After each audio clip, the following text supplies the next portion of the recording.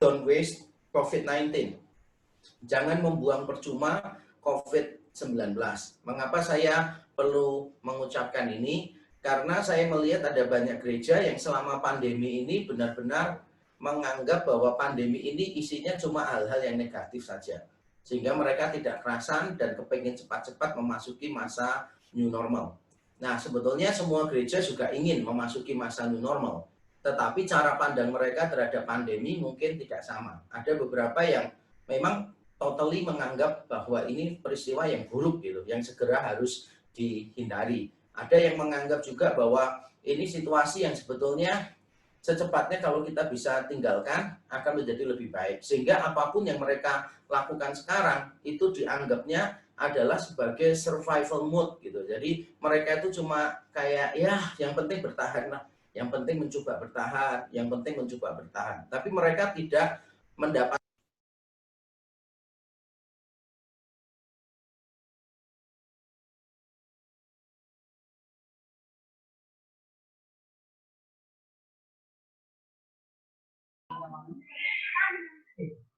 Suaranya hilang, Pak. Maaf, Pak. Pak Yakub.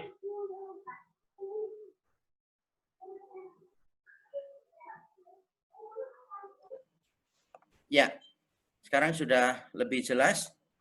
Oke. Ya, oke ya. Oke. Sebentar, ada masalah berkaitan dengan kamera ini. Sebentar. Oke. Ya, semoga sekarang sudah jelas. Oke, apa yang kita pelajari tentang esensi dari segala hal yang eklesiastikal, segala hal yang berkaitan dengan kegerejaan. Apa sih yang kita pelajari dari segala hal yang ada di dalam gereja? Kita kan biasanya melakukannya ya terus-menerus secara bertahun-tahun, bahkan mungkin berpuluh-puluh tahun, tanpa kita dipaksa untuk memahami esensi dari segala hal yang eklesiastikal, yang berkaitan dengan eklesia atau gereja. Nah, maksud saya begini secara lebih jelas. Bagaimana kita memahami persekutuan atau koinonia misalnya? Bagaimana kita memahami kesatuan spiritual? Bagaimana kita membedakan antara yang esensi dan yang ekspresi? Sebetulnya apa sih hakikat gereja yang am itu? Nah, ini semua mencuat ke permukaan selama pandemi. Yang sebelumnya kita cuma tahu tapi tidak benar-benar menggumulkan esensinya apa. Contohnya, misalnya persekutuan atau koinonia. Kalau kita ditanya koinonia itu apa ya, kita jawabnya persekutuan. Persekutuan itu apa?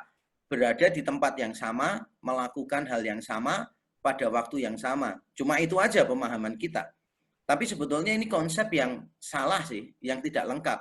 Karena kalau kita membaca kata koinonia di dalam perjanjian baru atau kata kerjanya koinoneo, maka artinya bukan persekutuan dalam arti berkumpul bersama di satu tempat, bukan. Tapi artinya adalah partisipasi atau pengambilan bagian dari sesuatu. Jadi kata kerja koinoneo itu artinya mengambil bagian. Misalnya, jemaat Filipi mengambil bagian dalam pemberitaan Injil yang dilakukan Paulus. Mereka membantu Paulus secara finansial misalnya, atau mengambil bagian dalam penderitaan orang lain. Ada orang yang menderita, misalnya orang-orang kudus di Yerusalem menderita, dan jemaat-jemaat di Makedonia mengambil bagian. Itu berkoinoneo gitu. Jadi mereka bersekutu di dalam penderitaan orang lain. Nah, selama pandemi ini kita benar-benar dipaksa Tuhan untuk memikirkan esensi dari koinonia. Bahwa koinonia itu bukan cuma ada di tempat yang sama, melakukan hal yang sama pada waktu yang sama. Bukan, itu terlalu gampang, terlalu rendah untuk menggambarkan koinonia. Koinonia itu mengambil bagian dalam kesusahan orang lain, dalam penderitaan orang lain, dalam pelayanan orang lain. Kesatuan spiritual misalnya. Kita seringkali menganggap bahwa kesatuan itu sifatnya organisasional. Kita bersekutu dengan tubuh Kristus. Tubuh Kristus kita kasih garis tanda kutip, tubuh Kristus itu ya teman-teman kita di gereja saja, yang tiap minggu kita ketemu selama ibadah. Di luar itu kita tidak benar-benar memperhatikan bahwa mereka sebetulnya adalah tubuh Kristus. Dengan kata lain, selama ini yang membuat kita bersatu adalah ibadah mungkin, jam ibadah, atau style ibadah tertentu yang membuat kita nyaman datang ke sana. Tapi selama pandemi ini kita diingatkan bahwa kesatuan kita itu secara spiritual. Efesus 4 ayat 4-6 mengatakan kita ini satu roh, satu iman, satu tubuh, satu pengharapan, satu Tuhan, satu baptisan, satu Bapa. Jadi kesatuan kita itu melampaui batasan tembok gereja. Ini jarang kita pikirkan sebelumnya, tapi setelah masa pandemi baru kita benar-benar dipaksa untuk memikirkan. Lalu juga kita dipaksa Tuhan untuk memikirkan perbedaan antara esensi dan ekspresi. Esensi dan ekspresi. Dulu gereja-gereja banyak yang bertengkar gara-gara sesuatu yang sebetulnya tidak esensial. Misalnya seragam. Gara-gara masalah seragam, yang esensi seragam itu sebetulnya adalah keseragaman, kesatuan. Ternyata gara-gara seragam, banyak jemaat malah pecah, banyak gereja pecah. Saya pernah melihat gereja yang semacam itu. Jadi agak ironis sekali. Mereka bertengkar gara-gara seragam. Yang sebetulnya esensi dari seragam adalah menunjukkan kesatuan. Saya ingat juga misalnya itu mirip dengan waktu saya masih muda dulu gitu, dengan teman-teman berdiskusi tentang kasih. Kasih itu apa? Wah, diskusinya panas sampai mau berkelahi. Kan lucu, ironis sekali. Mendiskusikan tentang kasih sampai mau berkelahi. Nah, kita selama pandemi ini dipaksa untuk memikirkan hal-hal yang benar-benar esensial. Hal-hal yang esensial apa? Misalnya, pemberitaan firman, itu esensial. Lebih esensial daripada misalnya mimbar gereja. Mimbar itu penting nggak? Penting, tapi tidak esensial. Karena sebetulnya mimbar adalah sarana untuk menyampaikan firman Tuhan. Kan begitu. Jadi akhirnya kita bisa paham bahwa, oh, mimbar itu kalau ada bagus, kalau tidak ada ya tidak apa-apa. Yang penting ada pemberitaan firman misalnya begitu. Musik misalnya. Musik itu kalau ada bagus, kalau tidak ada ya satu alat musik cukup, bahkan tidak pakai alat musik pun juga cukup sebetulnya. Karena yang penting adalah nyanyian jemaat misalnya. Nah, ini kita semua dipaksa untuk memikirkan hal-hal yang semacam itu. Atau hakikat gereja yang am. Hakikat gereja yang am, karena kita tahu bersama setelah masa-masa pandemi ini, selama masa pandemi, hampir semua orang itu jadi anggota jemaat banyak gereja. Jadi banyak orang menonton live streaming di lebih dari satu gereja. Menurut survei, 80 orang itu mengikuti live streaming lebih dari satu gereja, selain gerejanya dia sendiri. Nah, ini menimbulkan ketakutan pada diri beberapa gereja lokal, karena mereka khawatir nanti jemaatnya hilang, berjemaat di tempat lain. Nah, justru di masa-masa semacam ini, kita ditantang untuk benar-benar memikirkan sebetulnya gereja yang am itu apa, gereja yang esa, gereja yang satu itu apa pengertiannya. Itu poin pertama. Nah, poin yang kedua adalah kita diberi pertanyaan ini, apakah semua aktivitas selama pandemi sekadar survival mode? Apakah semua aktivitas selama pandemi sekadar survival mode? Misalnya pikirkan ini, apakah teleibadah itu sekadar substitusi pengganti sementara, atau justru ini improvisasi dari yang sudah ada? Menurut sebuah survei nasional yang dilakukan atas sekitar 700 gereja di Indonesia, dan saya bersyukur saya menjadi salah satu narasumber yang menanggapi hasil laporan tersebut, ditanyakan kepada mereka, apakah setelah pandemi mereka akan tetap mengadakan teleibadah? Apakah tetap akan mengadakan teleibadah? Dan menariknya adalah mereka ternyata 67% mengatakan belum tahu. 67% mengatakan belum tahu. Dengan kata lain sebetulnya, teleibadah yang mereka lakukan sekarang ini hanya survival mode saja. Setelah new normal, mereka akan melupakan teleibadah ini. Nah, sebetulnya pemikiran semacam ini sangat disayangkan sekali. Karena ada banyak orang yang mendapatkan manfaat dari teleibadah. Orang-orang yang unchurched, yang tidak bergereja, yang tidak suka dengan orang-orang Kristen, itu akhir-akhir ini banyak yang mengikuti ibadah secara online. Bahkan pembantu rumah tangga, asisten rumah tangga yang tidak Kristen pun pada akhirnya juga menonton bersama gitu, karena sambil menjaga anaknya mungkin, atau karena tidak ada pekerjaan, jadi dia duduk di sana dan mendengarkan.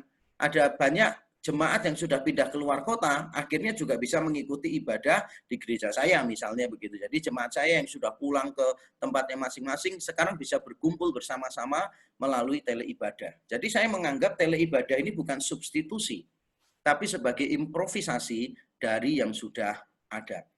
Nah, berikutnya, apakah pemuridan online sekadar ya tidak ada rotan, ya akar pun jadilah? Ya karena nggak bisa ketemu ya sudah, mau tidak mau secara online. Ataukah kita memikirkan bahwa oh ya ini ada banyak manfaat nih secara online ini. Karena banyak orang bisa ikut tanpa harus meninggalkan rumahnya misalnya gitu. Oh banyak orang ternyata bisa ikut tanpa meninggalkan keluarganya gitu. Why not gitu. Nah ini mungkin kita bisa mulai pikirkan. Tapi bagi gereja-gereja yang menganggap masa pandemi sebagai masa survival, otomatis mereka tidak akan punya pemikiran untuk melanjutkan semua yang sudah dilakukan ini. Yang ketiga, kita perlu menanyakan ini untuk menemukan esensinya. Kebaikan apa yang telah dioptimalkan selama pandemi? Kebaikan apa yang telah dioptimalkan selama pandemi? Ada banyak kebaikan, kita tahu Roma 8 ayat 28 mengatakan bahwa Allah turut bekerja dalam segala sesuatu untuk mendatangkan kebaikan. Bagi mereka yang mengasihi Dia, yaitu bagi mereka yang terpanggil sesuai dengan rencana Allah. Pertanyaannya adalah kebaikan apa yang telah kita temukan dan telah kita optimalkan. Contoh misalnya begini. Apakah pemberitaan Injil dan penjangkauan untuk unchurched, orang-orang yang tidak bergereja, menjadi lebih efisien setelah masa-masa pandemi ini? Saya banyak ditanya orang dan juga sempat memberikan webinar tentang bagaimana menjangkau orang melalui media sosial misalnya. Bagaimana kita bisa memanfaatkan teknologi untuk memberitakan Injil secara lebih baik. Bagaimana mengembangkan misalnya Instagram, YouTube, dan sebagainya untuk menjangkau orang-orang untuk memberitakan Injil. Nah, apakah gereja sudah mengoptimalkan ini? Karena kalau kita perhatikan selama masa pandemi, IG Live itu banyaknya luar biasa. IG Live itu banyaknya luar biasa. Dan saya pernah mendapatkan kesaksian ketika saya IG Live bersama dengan Tracy Trinita dari RCIM, mantan supermodel Indonesia itu. Nah, ada orang yang langsung DM ke saya. Dia itu sebetulnya sedang putus asa, gitu. Kemudian dia nggak punya kerjaan, dia lihat-lihat di akun Instagramnya Tracy, lalu dia lihat, loh kok ada live, dan dia pencet aja sembarangan. Pada waktu dia pencet sembarangan, ternyata materi IG Live-nya yang berjudul Ketika Tuhan Terasa Jauh, ternyata itu menjawab pergumulannya dia. Dan dia DM ke saya, mengucapkan terima kasih, dan secara kebetulan dalam tanda kutip, dia yakin itu pimpinan Tuhan, IG Live itu memberkati dia. Nah, apakah kita sudah memaksimalkan semuanya itu? Dengan konten yang baik, dengan materi, dengan kreativitas yang baik. Nah, apakah branding gereja juga menjadi lebih luas? Apakah branding gereja menjadi lebih luas? Branding ini penting bagi satu gereja supaya kita lebih dikenal gitu. Supaya kita lebih dikenal dan pada dasarnya semua gereja melakukan branding sih. Pada dasarnya semua gereja melakukan branding. Pada waktu mencetak brosur, acara ibadah, warta itu ada di tangan orang lain selain jemaat, itu sudah branding. Jemaat mengajak temannya datang, menceritakan tentang gerejanya, itu juga branding. Nah, selama masa pandemi ini otomatis penggunaan sosmed, teknologi itu kan semakin banyak. Seharusnya branding gereja menjadi semakin luas. Sehingga gereja dengan keluasan branding bisa memberikan keluasan dampak bagi banyak orang. Nah, apakah penampilan ibadah juga lebih baik? Selama pandemi ini, apakah penampilan ibadah menjadi lebih baik? Nah, banyak gereja penampilan ibadahnya menjadi lebih baik sih. Dengan semua keterbatasan, mereka berusaha untuk tampil lebih baik. Karena mereka dipaksa, misalnya pemain musiknya untuk menggunakan sequencers yang selama ini mungkin nggak pernah terpikirkan, yaitu beberapa instrumen musik udah direkam duluan, atau bisa beli juga dari penyedia tertentu, dari pak produser musiknya sendiri, lalu tinggal dimainkan, ditambah dengan 1-2 orang yang main, tapi seperti musiknya lengkap, itu namanya sequencers. Ada banyak orang yang sudah mulai melakukan ibadah dengan tampilan yang lebih baik, karena mereka kan kadangkala direkam duluan, pre-recording, sehingga kalau salah bisa diulang, bisa diulang, bisa diulang, sehingga mereka memberikan penampilan yang jauh lebih baik daripada kalau tiap minggu salah ya nggak bisa diulang misalnya begitu. Yang melakukan live streaming juga biasanya persiapannya jauh lebih baik daripada pada waktu mempersiapkan hari-hari biasa, karena mereka sadar bahwa ini tidak mudah memimpin dalam masa pandemi, yang mendengarkan juga jauh lebih luas, jauh lebih heterogen. Apakah kebaikan-kebaikan ini sudah kita optimalkan? Yang keempat, pertanyaannya, Apa kontribusi gereja sebagai pengemban tugas marturia? Marturia berarti kesaksian gitu, marturia. Apa kontribusi gereja selama pandemi ini sebagai pengemban tugas kesaksian marturia? Atau kalau boleh saya kalimatkan dalam bentuk tanya begini, apakah masyarakat mendapatkan manfaat dari peranan gereja? Sumbangsih apa yang sudah diberikan secara strategis? Apakah masyarakat mendapatkan manfaat dari peranan gereja? Gereja selama pandemi sudah memberikan apa kepada masyarakat sekitarnya? Nah, saya tahu banyak gereja melakukan sesuatu untuk jemaatnya sendiri. Karena kita tahulah banyak jemaat juga menderita, jemaat saya juga banyak yang bisnisnya mengalami masalah dan sebagainya, kehilangan pekerjaan dan seterusnya. Tapi itu semua jangan sampai menghalangi kita sebagai gereja untuk memberikan peranan yang lebih luas lagi. Bukan hanya untuk jemaat, tetapi juga untuk masyarakat di sekitar kita, masyarakat secara luas. Kalau saya sendiri mendirikan gereja tanggap bencana GTB atau sekarang bernama Grami Tanggap Bencana, Grace Salon Ministry Tanggap Bencana, GTB juga sama. Itu saya kembangkan menjadi Grami Tanggap Bencana karena kita perlu menolong banyak orang. Melalui GTB sudah disumbangkan ribuan paket sembako, lebih dari 1.500 paket sembako, dan minggu depan juga akan dibagikan lagi ratusan paket sembako lagi, dibagikan ribuan rapid test, dibagikan ratusan bahkan ribuan baju APD medis dan seterusnya. Apakah masyarakat luas mendapatkan manfaat dari peranan gereja? Sumbangsih apa yang sudah diberikan secara strategis oleh gereja? Gereja biasanya melakukannya secara sporadis, membagi nasi bungkus di depan gereja misalnya. Salah enggak? Ya tidak salah.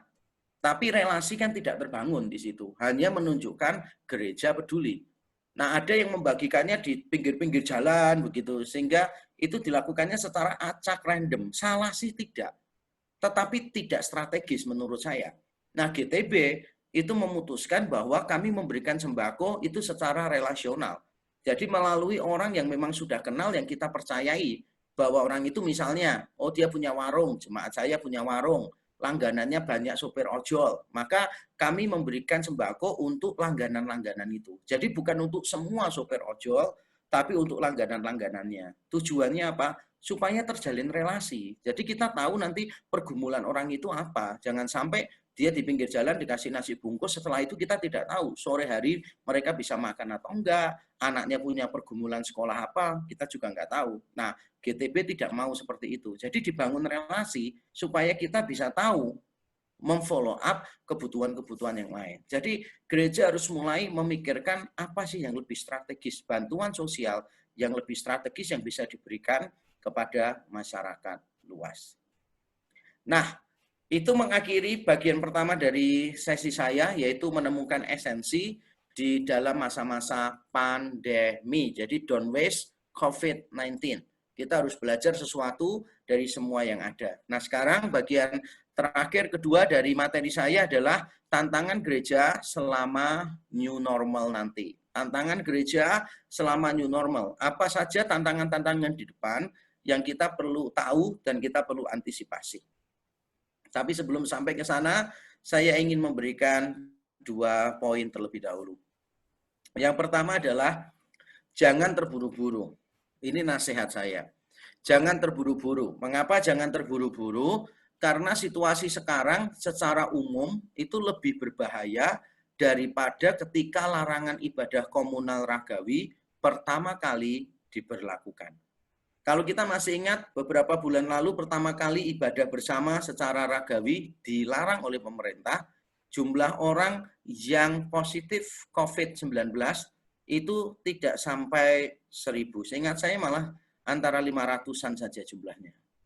Jauh dari 1.000. Sudah mulai dilarang. Nah, sekarang di Indonesia ini lebih dari 50.000 orang yang positif. Mungkin ada orang yang menjelaskan, ya itu sebetulnya bukan penambahan pasien sebetulnya, tapi penambahan tes. Karena dilakukan rapid test secara masif, maka yang terinfeksi menjadi terlihat gitu. Masuk akal sih, masuk akal menurut saya. Tapi tetap poin saya adalah situasi kita sekarang ini tidak benar-benar aman. Walaupun PSBB di beberapa tempat sudah dicabut, tapi bukan berarti menjadi lebih aman. Di beberapa negara yang sudah mulai menurun grafik penyebaran, lalu diadakan ibadah, ternyata muncul juga itu penyebaran klaster yang baru. Nah, ini kita perlu pikirkan baik-baik. Jadi gereja menurut saya harus secepatnya mempersiapkan new normal, tapi tidak boleh terburu-buru memulainya. Saya ulang sekali lagi. Gereja harus secepatnya mempersiapkan diri untuk new normal, tetapi tidak boleh terburu-buru melakukannya. Melakukan itu dalam arti membuka ibadah new normal itu. Tapi persiapan harus dipikirkan dari sekarang. Ini poin pertama yang saya mau bagi dulu untuk kita semua.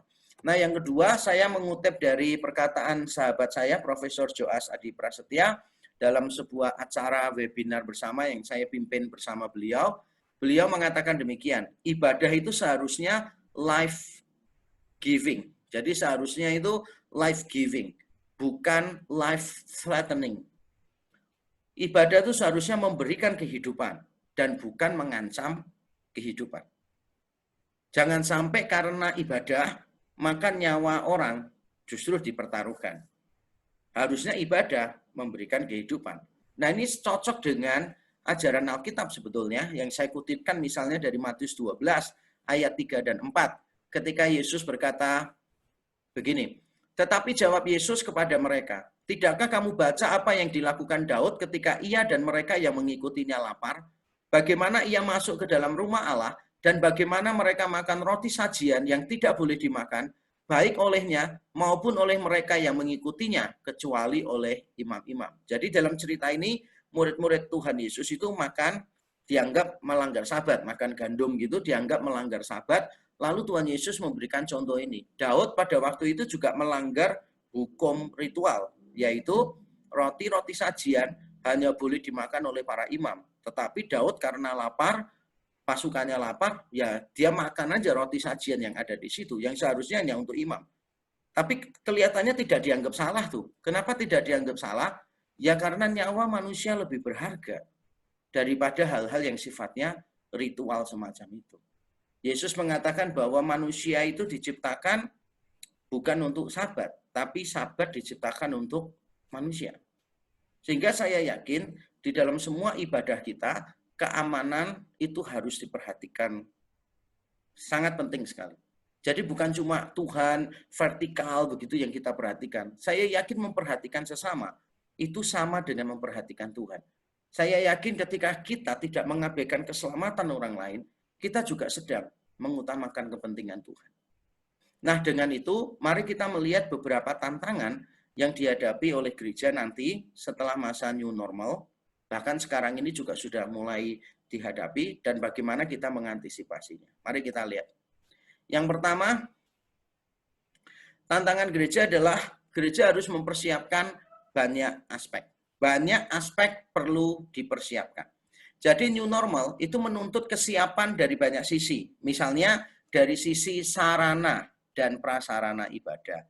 Apakah gereja memang memiliki ruangan yang cukup? Misalnya, apakah jarak 1 meter minimal atau 2 meter ideal itu bisa dipenuhi oleh suatu gereja? Apakah gereja memiliki akses entrance, jalan masuk, dan exit yang berbeda? Ataukah nanti ada kemungkinan jemaat saling berjumpa begitu? Apakah gereja punya fasilitas itu? Misalnya, apakah gereja punya lift yang lebih dari satu? Atau bisa diatur satu naik lift, yang turun naik tangga, atau bagaimana? Apakah gereja memiliki prasarana ibadah yang baik? Apakah gereja punya sarananya juga yang baik? Gitu. Nah, sarana-sarana ini penting, saudara. Alat penyemprotan apa mungkin gampang untuk dipersiapkan. Tapi menurut saya yang lebih sulit adalah ketegasan pastoral dan antisipasi penyebaran. Ketegasan pastoral ini rumit. Rumit dalam arti begini, seandainya gereja membuat aturan harus pakai masker dan face shield. Ternyata ada jemaat yang tidak pakai salah satu. Apakah gereja berani mengusir mereka? Biasanya gereja tidak berani. Biasanya gereja menyediakan masker dan face shield. Bagus. Tapi bagaimana kalau orangnya bukan lupa bawa? tapi memang tidak mau pakai. Kalau tidak mau pakai, apakah gereja benar-benar berani menolak mereka datang? Atau misalnya, gereja pakai sistem pendaftaran, lalu tiba-tiba ada jemaat yang ngajak temannya. Berani nggak gereja menolak? Ataukah gereja siap, misalnya, kalau di luar yang pendaftaran, berarti ada ruangan cadangan misalnya, begitu. Ruangan cadangan di tempat lain, yang nanti di sana bisa ditarik kabel atau live streaming dari ibadah yang di main sanctuary-nya, di chapel utamanya itu. Apakah gereja akan melakukan itu? Apakah gereja akan punya ketegasan pastoral terhadap orang-orang tertentu? Misalnya yang kalau mengobrol tidak pakai masker, apakah gereja berani ngomong langsung? Dan kalau misalnya gereja mau membuka ibadah, siapa yang mau diprioritaskan untuk mengikuti ibadah? Atau gereja akan menambah jam ibadah, menambah jumlah jam ibadah, atau menambah ruangan ibadah, atau bagaimana ini? Ini semua harus dipikirkan baik-baik, harus ada ketegasan pastoral, dan juga ini ada antisipasi penyebarannya. Antisipasi penyebarannya. Nah, di beberapa gereja di Surabaya, itu stafnya positif COVID-19 misalnya. Nah, ini menimbulkan masalah. Kalau staf itu berinteraksi dengan penata layan misalnya, maka semua penata layan live streaming itu kan menjadi ODP kan gitu. Dan mereka kan harus dites. Pertanyaannya, siapa yang akan membiayai tesnya? Apakah gereja siap untuk membiayai tesnya? Itu baru bicara penata layan. Bagaimana kalau di antara jemaat yang beribadah ternyata ada 1-2 yang positif? Berarti kan seluruh jemaat yang hadir di kebaktian itu menjadi ODP. Lalu gereja bagaimana menyikapi itu? Apakah gereja hanya akan melaporkan ke Pemkot sehingga itu menjadi urusan Pemkot dan gugus depan? Atau gereja akan mengambil alih, take over itu, membiayai rapid test-nya mungkin, membiayai swab-nya mungkin. Nah, bagaimana dengan keluarga dari jemaat misalnya gitu. Jadi misalnya satu jemaat datang positif, jemaat-jemaat lain dites, oke lah gereja yang biayai misalnya gitu. Tapi bagaimana dengan keluarga dari jemaat-jemaat yang ODP ini? Apakah gereja yang membiayai? Kalau bukan, terus bagaimana solusinya? Itu kita harus mulai memikirkan dari sekarang gitu. Biasanya yang dilakukan kalau menurut saya sih, kalau itu staf, kalau itu penata layan, ya berarti gereja akan membiayai. Karena kan mereka melayani untuk jemaat gitu. Nah, tapi bagaimana dengan keluarga mereka?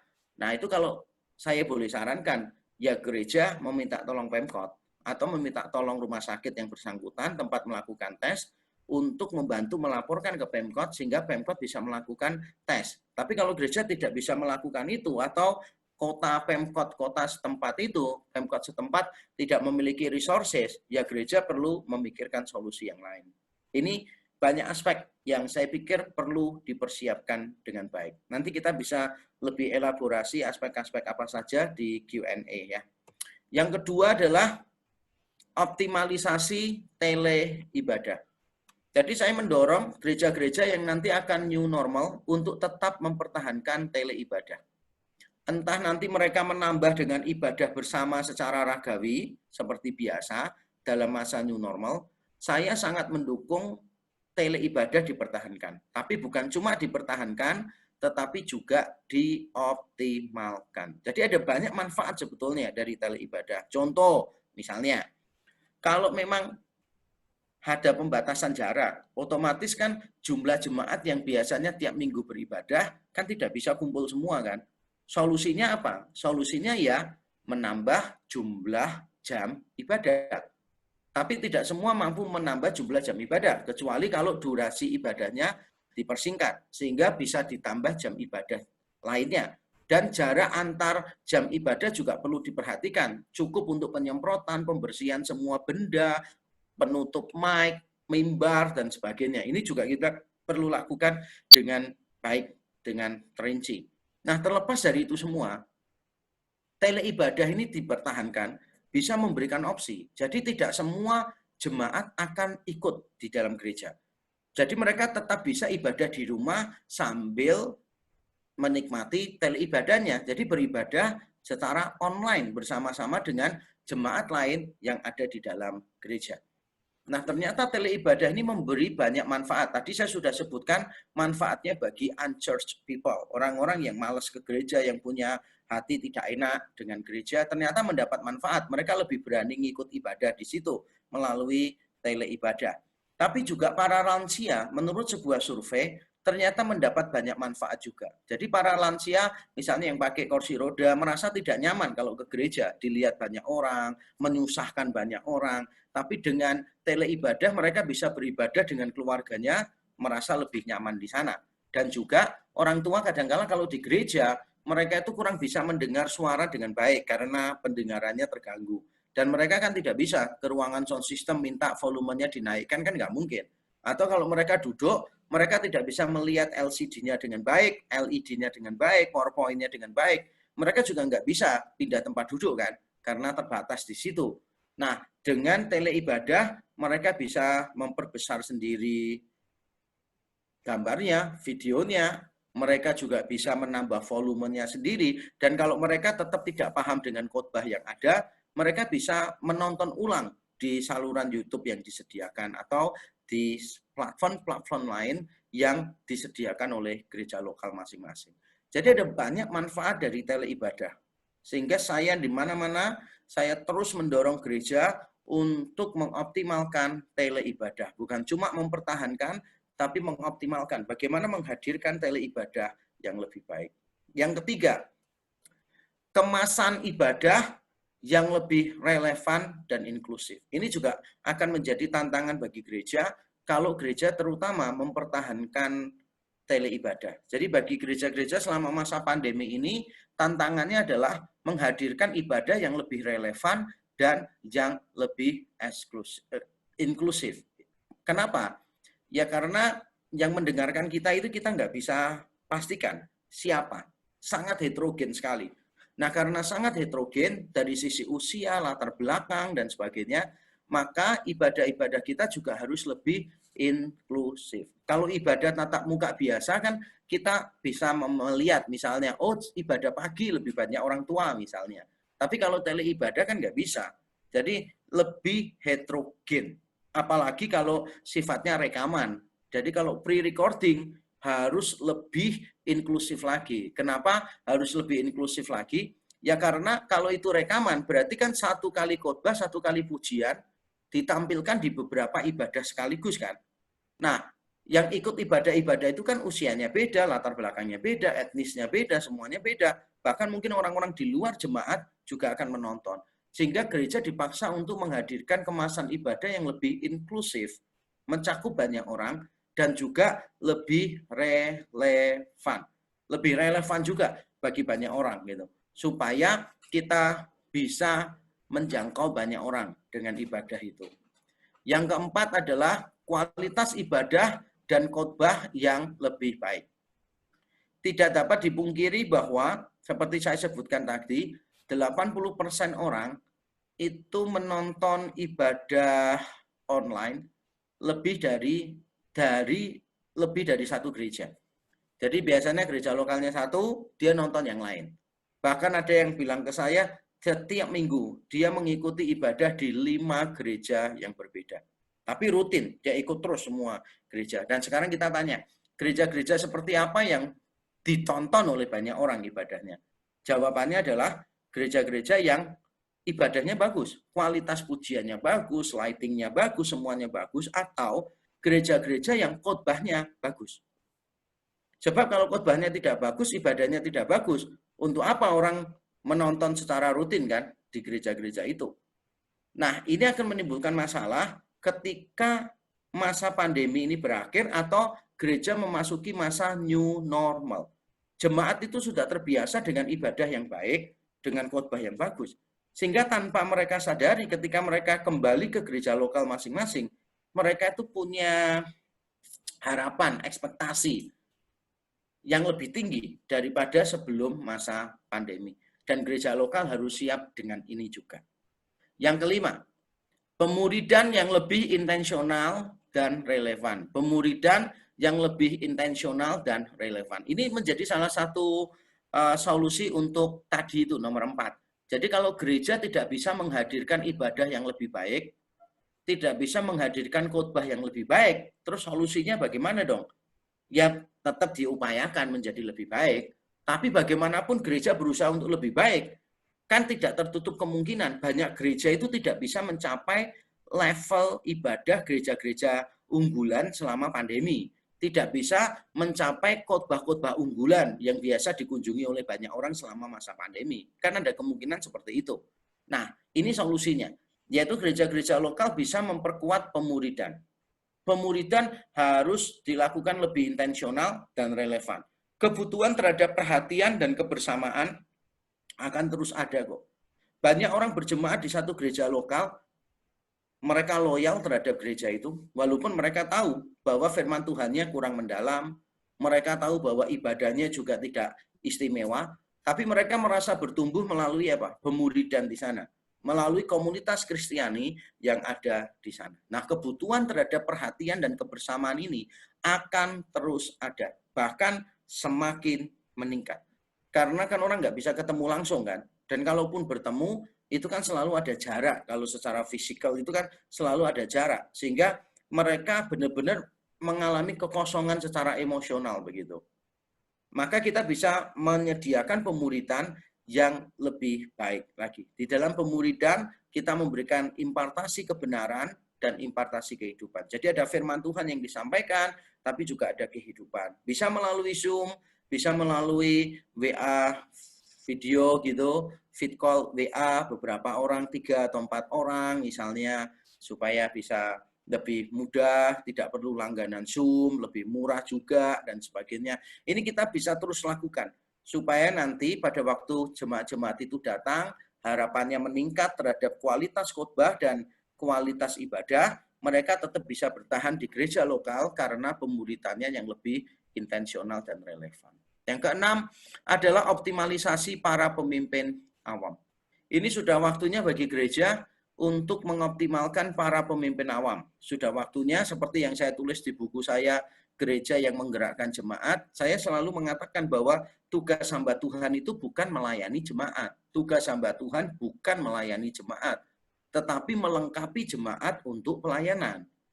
Jadi kalau semua dilakukan oleh hamba Tuhan, gerejanya pasti tidak akan berkembang. Tugas hamba Tuhan bukan melayani jemaat, tapi melengkapi jemaat untuk pelayanan. Efesus 4 ayat yang ke-12. Gitu.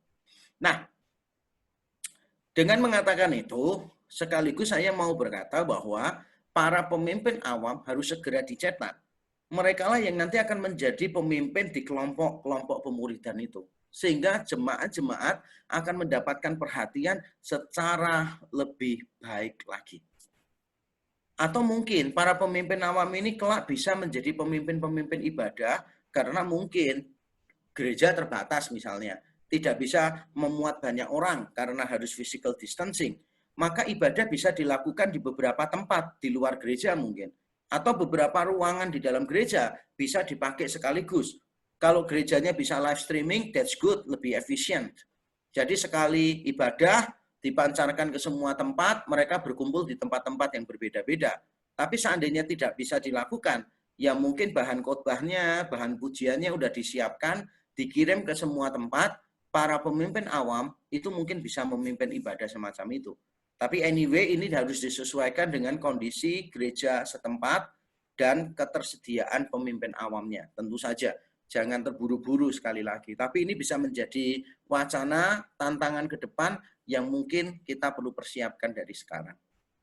Dan yang terakhir adalah optimalisasi e-visitasi yang lebih personal. Jadi optimalisasi kunjungan yang lebih personal, walaupun mungkin tidak bisa datang secara langsung, tetapi kita tahu banyak orang membutuhkan doa kita, membutuhkan perhatian kita. Banyak jemaat yang mungkin kehilangan pekerjaan, yang mungkin kalau menerima telepon sekadar didoakan, itu akan sangat membantu mereka. Banyak hal yang gereja bisa lakukan sebetulnya untuk mengoptimalkan kunjungan secara elektronik ke jemaat-jemaat. Inilah waktu yang pas visitasi melakukannya. Nah, ini dia hal-hal yang saya ingin bagi kepada kita semua, tantangan-tantangan yang saya lihat dari sekarang yang harus kita persiapkan ke depan. Nah, saya akan stop sharing screen saya dan saya kembalikan kepada moderator untuk memimpin kita di dalam Q&A. Terima kasih.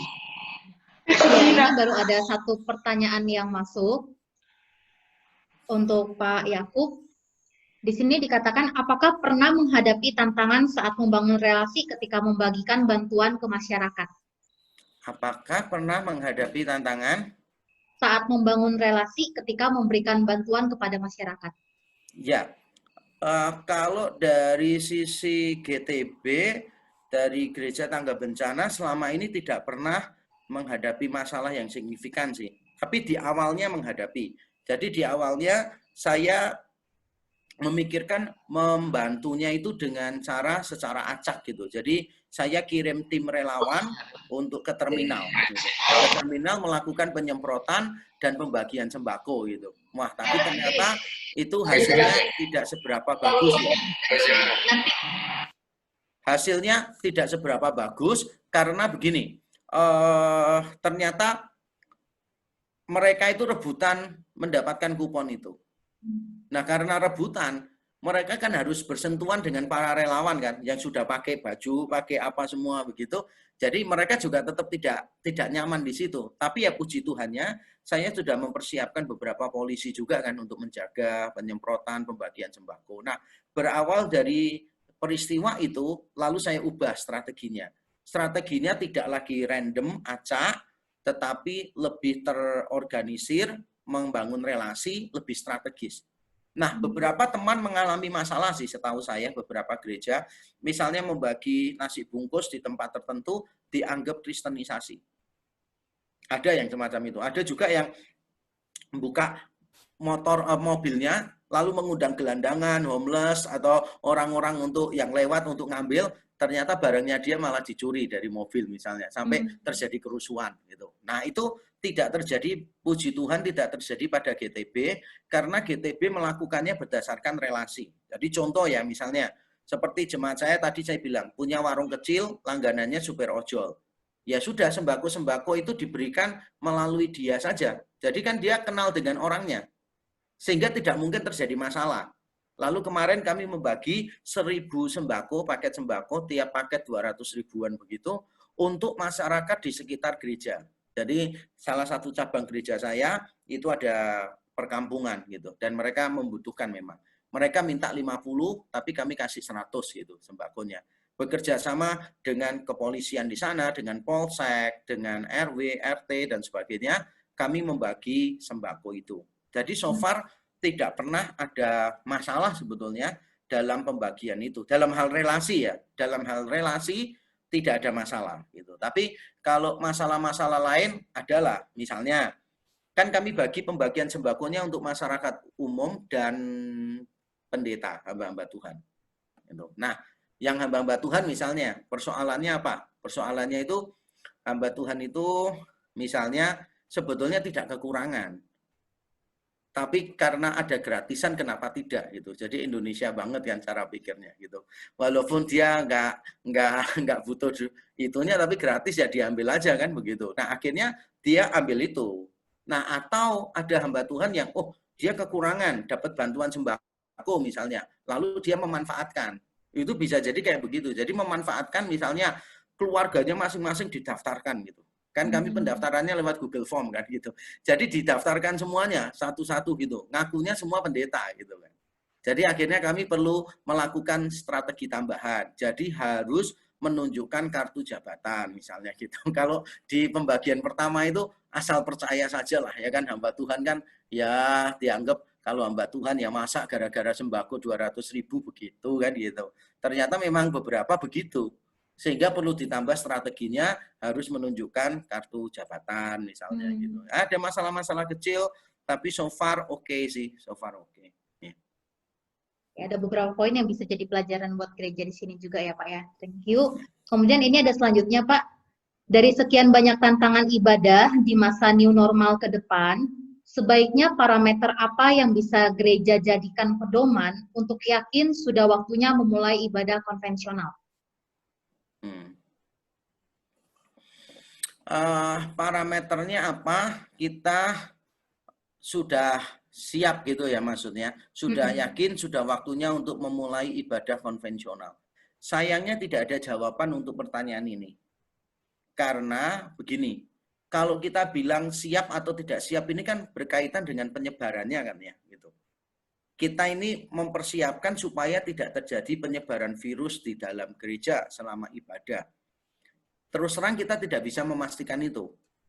Karena penyebarannya itu bisa terjadi lewat macam-macam kan, bisa lewat macam-macam gitu. Dan orang yang mengalami terinfeksi juga belum tentu dari ibadah kan, bisa jadi dari tempat lain juga, dari pasar, dari mana, dari lingkungan yang berbeda juga. Menurut saya begini, kalau gereja itu bisa melakukan persiapan secara bertahap gitu, mungkin akan jadi baik. Contohnya begini, terapkan protokol kesehatan untuk penata layan dulu secara live streaming. Gereja mampu nggak? Kalau untuk penata layan saja gereja tidak mampu, berarti nanti kalau jemaah datang, pasti tidak mampu kan? Jadi menurut saya penting untuk melakukannya secara bertahap dulu. Contoh misalnya, kalau ada penata layan yang tidak mau pakai masker, kita marahin nggak? Terus diapain tuh kalau nggak mau pakai masker? Atau penata layan harus pakai face shield atau enggak?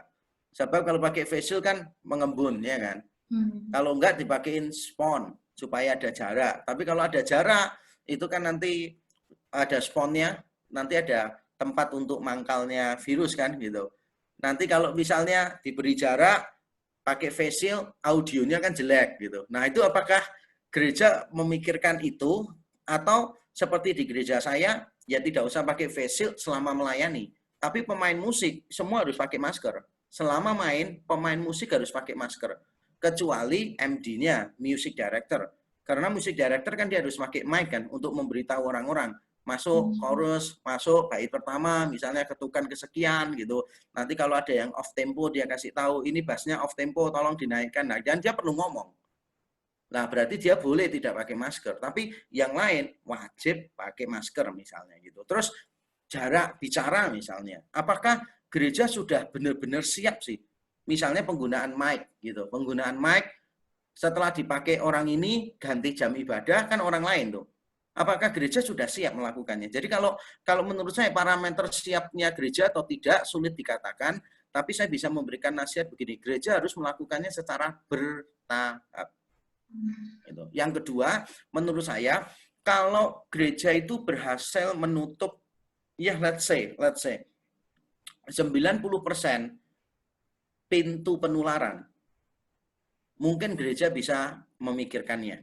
Maksudnya gini, gereja itu harus list, mendaftar, apa saja yang bisa menyebabkan penularan. Misalnya, berjumpa, satu keluar, satu masuk.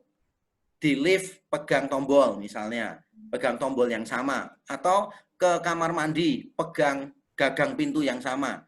Kecuali kalau gagang pintunya itu nggak perlu diceklek gitu kan ya. Jadi tinggal didorong, dari sini bisa, dari sana bisa gitu. Nggak usah pull gitu kan. Atau push gitu. Pokoknya bisa. Tapi persoalannya adalah pada waktu masuk ke kamar mandinya, ke klosetnya, itu kan nggak bisa. Bisa dibuka dari luar, bisa dibuka dari dalam kan repot kan ya. Ya orang nggak mau pakai di situ kan gitu. Masa sambil buang aja sambil dia harus berjaga-jaga kan ya nggak mau. Kan mau tidak mau kan dia harus memegang itunya kan, grendelnya pintu lah atau gagang pintunya, klosetnya itu kan. Nah, semua orang kan juga akan memegang itu kan. Nah, bagaimana gereja mengetahui membuat daftar? Kira-kira potensi penularannya apa saja? Dicatat semua dengan lengkap. Misalnya kalau memakai himne, berarti buku itu bisa jadi masalah gitu. Atau kalau AC misalnya, itu juga mungkin bisa jadi masalah, banyak hal gitu. Di list, di daftar, menurut saya kalau gereja sudah bisa menanganin 90% dari semua kemungkinan. Mungkin gereja bisa mulai memikirkan new normal. Tapi dengan catatan harus jumlahnya benar-benar sedikit. Jadi saya sangat mendorong bertahap aja sih. Sangat bertahap sekali. Gitu. Itu jawaban saya untuk pertanyaan yang pertama tadi ya. Oke. Ini Pak, ada pertanyaan lanjutan. Masa pandemi ini sangat mempengaruhi kondisi keuangan gereja. Ke depan sebaiknya bagaimana menata layani keuangan gereja tetap baik? Ya, ini memang menurut riset ini hampir 70% gereja mengalami penurunan keuangannya selama pandemi, dan penurunannya antara 30% sampai 70% sih. Gitu. Kalau gereja saya puji Tuhan anomali sih gitu.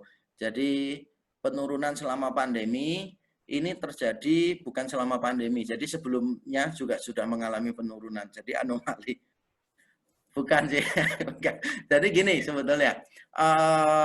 Bagaimana cara kita menata keuangan gereja?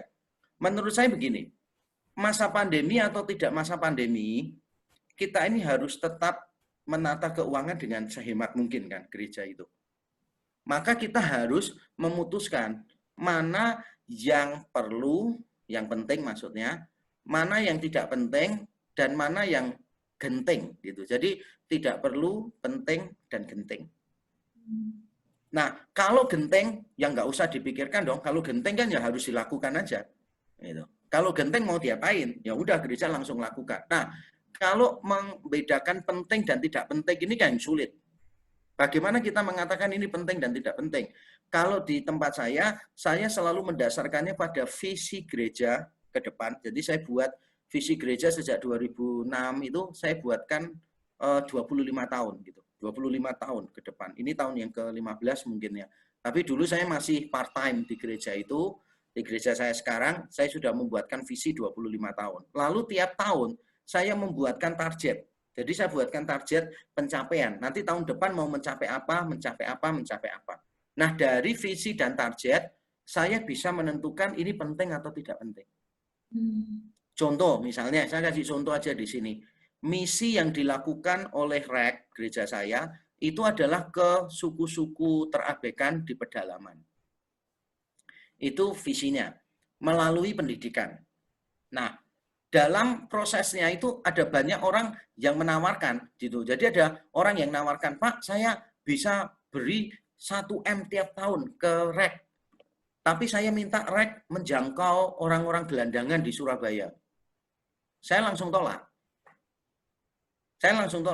Karena itu bukan visi, bukan fokus dari misi REK. Saya akan memberitahu orang itu, dan saya pernah memberitahu donatur itu, Pak, kalau memang mau menjangkau orang-orang gelandangan di Surabaya, saya usulkan untuk kerjasama dengan orang ini. Gitu. Karena dia bebannya ke sana. Gitu.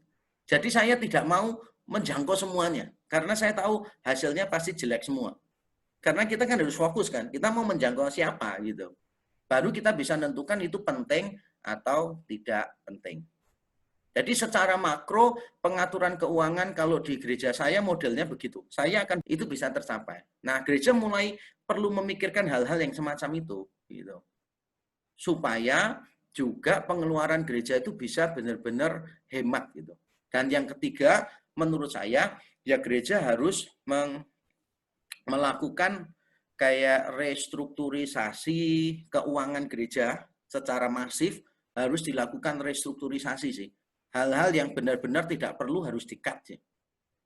Gitu. Hal-hal yang benar-benar tidak perlu kita harus cut gitu. Contohnya misalnya ada orang yang mengusulkan misalnya di masa pandemi ini ada salah satu hamba Tuhan saya bilang, Pak, di gereja cabang yang A itu nanti kalau ada ibadah kita juga mau tele ibadah sendiri. Oh ya, terus internetnya nggak kuat loh. Dia bilang, enggak, kita mau pesen yang dedicated, Pak.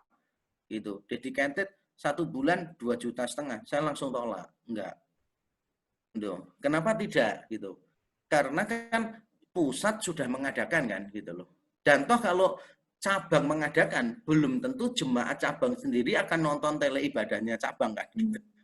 Karena kan secara kualitas jelas lebih bagus yang pusat kan gitu kan. Dan yang pusat ini yang melayani kan juga semua penata layan dari cabang-cabang gitu. Sehingga sebetulnya semua cabang sudah terwakili di sini. Jadi untuk apa kita keluarkan 2,5 juta hanya untuk live streaming kan? Kalau itu 2,5 juta untuk sekali sebulan misalnya, untuk sebulan. Berarti kan hanya dipakai maksimal 5 kali, 4 sampai 5 kali kan.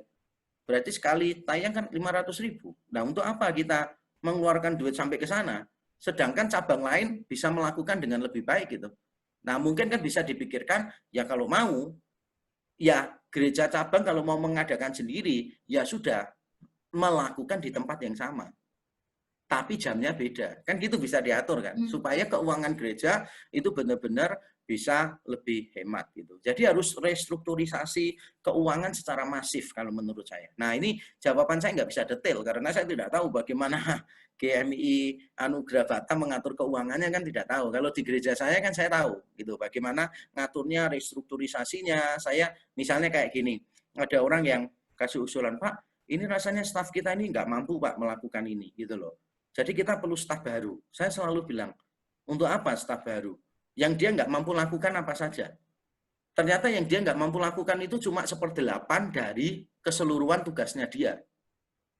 Nah, terus nanti kalau ngambil orang baru, berarti kan orang baru itu cuma mengerjakan berapa?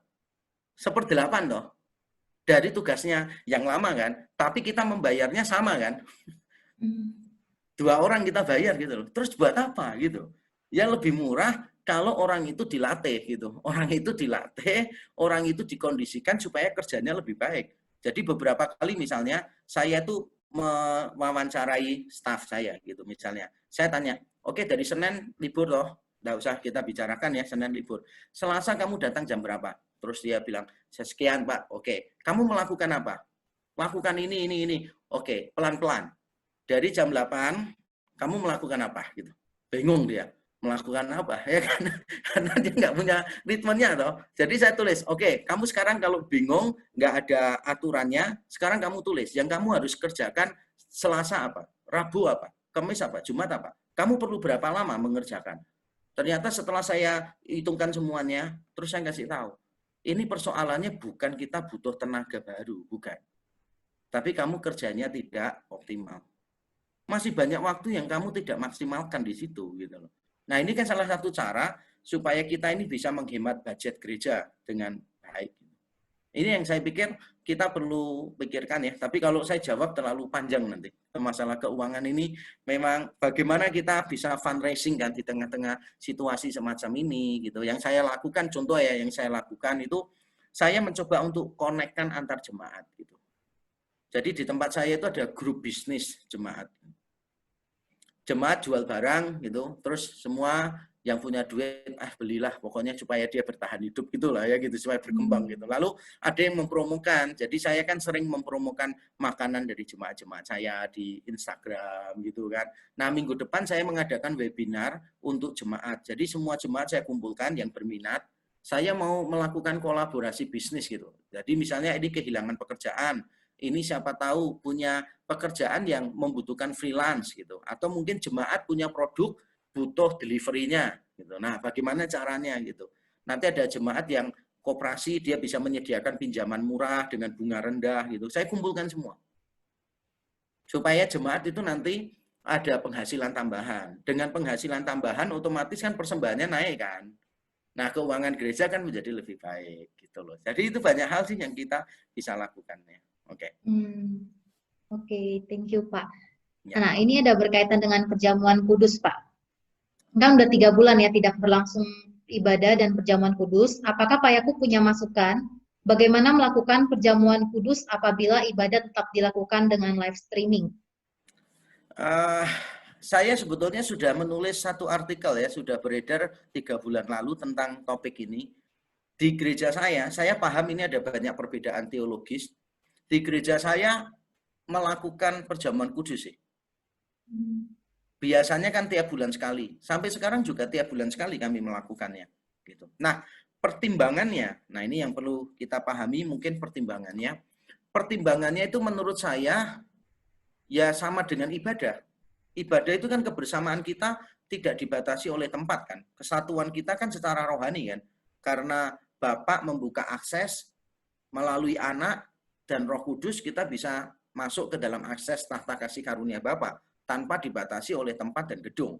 Nah, dengan pemikiran semacam itu saya yakin bahwa kesatuan umat perjanjian dalam sakramen kan itu tanda perjanjian. Saya yakin bahwa kesatuan kita itu bukan didasarkan pada kita ada di tempat yang sama. Tapi didasarkan pada penebusan karya Kristus yang sempurna di atas kayu salib. Jadi selama jemaat itu menyadari bahwa ketika mereka memegang roti dan anggur di rumahnya masing-masing, mereka sedang mengikatkan diri secara covenantal, secara perjanjian dengan anggota jemaat lokal yang lain, saya pikir itu sudah memenuhi syarat sebagai sebuah sakramen perjamuan kudus. Karena inti di dalam sakramen perjamuan kudus kan harus ada simbolnya, roti anggur misalnya, harus ada misalnya firman Tuhan yang disampaikan, dan harus ada kesadaran bahwa ini adalah perjanjian. Kita semua yang menikmati ini, kita bersumber dari satu sumber yang sama, yaitu Yesus Kristus misalnya. Darahnya yang menjadi cawan perjanjian yang baru. Saya pikir selama semua elemen itu kita bisa pertahankan, ya tidak masalah sih. Jadi kalau di tempat saya biasanya begini, saya mendorong jemaat untuk menyiapkan roti dan anggurnya sendiri. Kalau jemaat tidak bisa, maka jemaat bisa mengambil di gereja pada jam-jam tertentu lewat pendaftaran online. Jadi saya buka pendaftaran online bagi yang mau mengambil roti anggur di gereja. Nah, maksud saya dengan pendaftaran ini adalah supaya jemaat datangnya tidak rombongan gitu loh misalnya. Jadi bisa datang ngatur sendiri. Jam sekian sampai jam sekian berapa orang dibatasin. Jam sekian sampai sekian berapa orang dibatasin begitu. Sehingga jemaat bisa mendaftar dan bisa mengambil roti anggurnya. Semua bisa menikmati di rumah bersama keluarganya. Tapi kalau tidak ada, ya saya sarankan mereka pakai kue biasa begitulah gitu. Jadi ya crackers apa kalau nggak ada rasanya lebih baik gitu. Yang penting jangan ngambil roti yang lebih enak daripada yang dimakan pendetanya aja.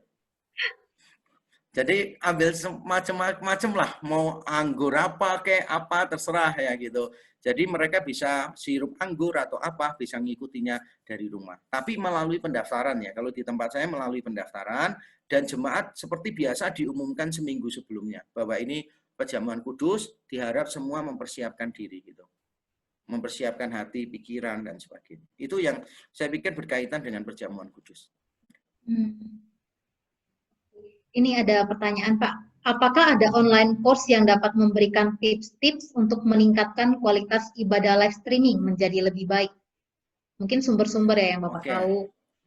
Apakah ada online course yang dapat memberikan tips-tips untuk meningkatkan kualitas ibadah live streaming menjadi lebih baik? Nah, sebetulnya REK beberapa minggu yang lalu sudah mengadakan kelas pembinaan 2 hari untuk melakukan live streaming. Jadi live streaming secara ideal maupun secara budget gitu.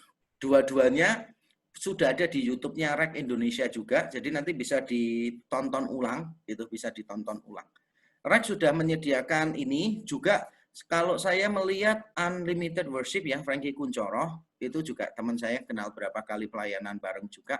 Nah, dia juga menyediakan pelatihan-pelatihan untuk audio, pelatihan-pelatihan untuk video dan sebagainya. Itu juga mungkin bisa dipertimbangkan untuk live streamingnya. Nah, kalau memang benar-benar membutuhkan mentoring untuk memulai, mempersiapkan, memperbaiki kualitas audio dan sebagainya, nanti bisa saya konekkan dengan hamba Tuhan REK ya, hamba Tuhan saya yang menangani live streaming. Dia memang sangat ingin membantu gereja-gereja lain untuk memberikan live streaming yang baik. Saya mengatakan ini bukan mengatakan bahwa ibadah live streaming REK itu sudah bagus banget, tidak juga.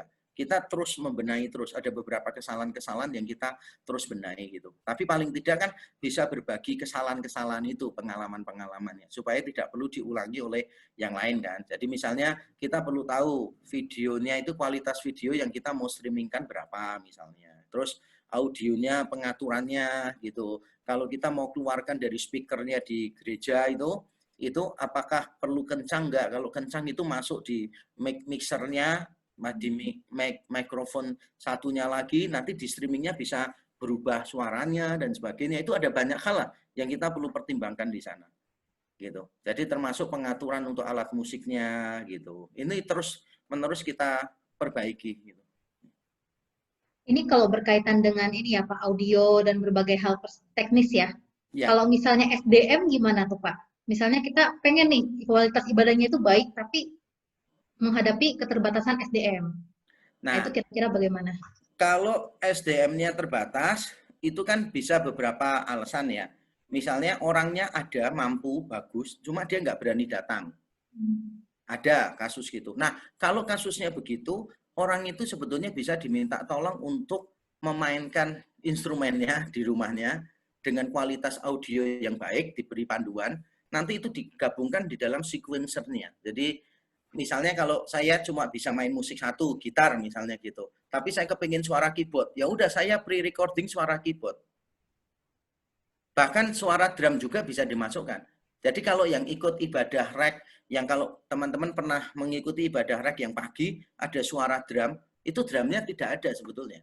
Sore baru ada pemain drumnya. Yang pagi itu sudah di-recording sebelumnya. Nah, ini ada plus minusnya. Di pre-recording ini ada plus minusnya. Kadangkala kita nggak bisa kalau sudah di pre-recording ya, misalnya terus Roh Kudus datang menyuruh kita mengulang refnya lebih dari 2 kali gitu kan, udah nggak bisa gitu. Nah, makanya perlu untuk music director-nya itu punya alat kontrol. Jadi yang bisa berkomunikasi dengan semua itu adalah music director dan soundman. Di tempat saya gitu. Jadi soundman itu bisa langsung ngomongin, misalnya pemain bass, bassist tolong dinaikkan volumenya gitu. Atau misalnya MD-nya bilang ke singernya, habis ini singer masuk ya, solo ya, hitungan keempat, 1, 2, 3, terus dia masuk gitu. Nah, jadi supaya semuanya lebih rapi. Jadi kalau nggak ada pemain musiknya, bisa pakai sequencers. Itu akan menambah sesuatu pada ibadah kita. Bahkan kalau kita untuk lagu-lagu yang temponya slow beat gitu, yang di awal atau sebelum khotbah biasanya slow beat, kita itu malah bisa pakai misalnya keyboard pads gitu. Jadi suara kayak keyboard pads yang kayak yang lembut itu kita bisa dapatkan pakai aplikasi tertentu juga gitu loh. Jadi di handphone sudah ada itu aplikasinya banyak, di internet juga banyak. Nanti kita tinggal tembakkan pakai kabel jack-nya itu 3,5 atau apa gitu, masukkan di sound systemnya. Jadi seperti main gitar sama keyboard misalnya, atau main piano dengan fillernya keyboardnya gitu. Jadi kalau kekurangan pemain sebetulnya bisa minta pemain yang bagus tapi tidak berani datang untuk merekam. Atau cara kedua, kalau benar-benar tidak ada pemain yang bagus bagaimana? Kalau benar-benar tidak ada pemain yang bagus, sebetulnya bisa beli sequencer sih. Jadi gerejanya itu bisa beli sequencer dan ini sekali beli bisa dipakai untuk seterusnya. Gitu, bisa dipakai untuk seterusnya. Jadi misalnya, tapi nanti kalau mau nonton lebih panjang, nanti bisa nonton di video pembinaan live streaming REK Indonesia, yaitu anak saya dan worship pastor di tempat saya memberikan pemaparan tentang ini gitu. Bagaimana dengan keterbatasan pemain musik kita bisa menghadirkan musik yang lebih baik. Ada banyak software yang kita bisa pakai gitu. Jadi dengan software itu misalnya kita bisa beli sequencernya. Misalnya untuk lagunya Beautiful Name Hillsong misalnya gitu. Kita butuh keyboardnya atau pianonya. Ya udah kita beli keyboard sama pianonya aja. Butuh untuk nada dasar apa? Ya udah kita beli itu aja. Gitu. Nah, setelah kita beli, ya sudah kita mainkan gitu. Kalau kita tidak mau misalnya, tapi urutannya kita nggak mau seperti yang di Hillsong, bagaimana? Ya nggak apa-apa. Setelah kita beli kan bisa dipotong-potong misalnya gitu. Jadi per parts nanti masukkannya. Supaya kalau terjadi kesalahan bisa langsung dimatikan gitu. Nah ini terlalu teknis sih. Nanti orang-orang yang tidak memahami musik nanti kesulitan ya. Tapi intinya gini, ada solusi lah. Ada solusi kalau pemainnya SDM-nya terbatas. Tapi kalau semuanya terbatas bagaimana? Gitu. Uangnya terbatas, itu ya kemampuan manusianya terbatas. Menurut saya sih gereja perlu memfasilitasi dengan cara apa? Memberikan les gratis. Mengundang orang luar untuk memberikan les gratis kepada para pemain musik, lalu ditentukan kapan mereka harus audisi. Gitu. Jadi kalau mau pelayanan harus ada audisi. Sebab kalau tanpa audisi kan kita nanti memberikannya nggak terbaik untuk Tuhan gitu loh, asal-asalan. Pokoknya ada orang lah, pokoknya drumnya bunyi misalnya gitu kan, kita nggak bisa begitu. Jadi harus ada audisi, harus ada pelatihan dan sebagainya. Ini mungkin yang kita perlu lakukan, berani membayar harganya di sana.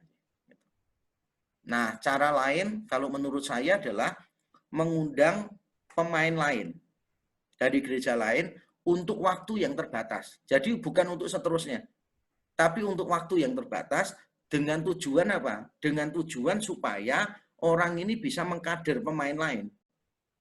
Jadi misalnya kita panggil, kita ngomongin, mau bantu nggak untuk setengah tahun? Jadi tugasnya dia bukan cuma untuk bermain musik, tetapi melatih pemain musik lain setengah tahun. Jadi di latihan dia datang, melatih, waktu minggu dia tampil. Setelah 6 bulan kita sudah nggak pakai dia gitu. Dari awal kita sudah bilang targetnya begitu. Nah ini biasa dilakukan oleh banyak gereja sih untuk meningkatkan SDM dari pemain musiknya. Ya. Oke, thank you Pak. Ini ada lagi Ya. Pak, bagaimana baiknya cara untuk menjangkau beberapa jemaat yang dalam keterbatasan fasilitas dan skill untuk ikut ibadah online. Tetapi mungkin tidak dianjurkan juga untuk datang ibadah secara langsung bila diadakan lagi, misalnya lansia dan anak-anak.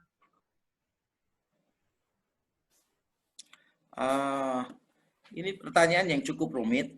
Kalau mereka tidak punya fasilitas langsung ya, nggak punya fasilitas untuk smartphone bagaimana? Kalau di tempat saya, kami juga memakai radio. Karena radio kan lebih murah, kuotanya kan juga lebih simple ya, gitu. Kuotanya lebih apa ya, lebih murah gitu daripada kalau nonton video kan. Jadi itu bisa dilakukan melalui radio gitu. Yang kedua sebetulnya jemaat juga perlu diberikan ini platform-platform yang berbeda. Contohnya gini, kalau kita Zoom, 1 jam Zoom pakai video, itu kurang lebih akan habis setengah giga kan. Nah, tapi kalau kita pakai misalnya IG Live, lebih sedikit, 1 jam, itu dia munculnya lebih sedikit. Yang kita keluarkan kuotanya lebih sedikit. WhatsApp juga perlu di kita bisa memakai beberapa platform yang ada yang mungkin bisa lebih murah. Setahu saya kalau WA itu kan bagaimanapun dikompres kan gitu. Zoom juga dikompresi, kualitas gambarnya dikompres, tapi tetap aja besar gitu.